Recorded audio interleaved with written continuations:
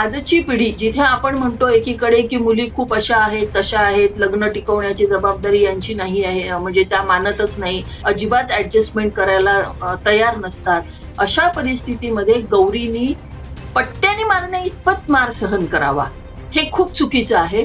त्यामुळे हगवणे प्रकरण ते हा विषय गौरीचा, यात काहीही फरक पडलेला नाही असं मला मनापासून वाटतं आहे. वैष्णवी हगवणे ते गौरी याच्यामध्ये तर अशा अनेक प्रकार घडलेले आहेत. अनेक मुलींचा बळी गेलेला आहे, हुंडा बळी गेलेला आहे. यांनी तर 70-70, 80-80 लाख रुपये लग्नावर खर्च केले. हा एक आणखी मुद्दा वेगळा आहे. हे सगळं असताना काहीही फरक पडला नाही.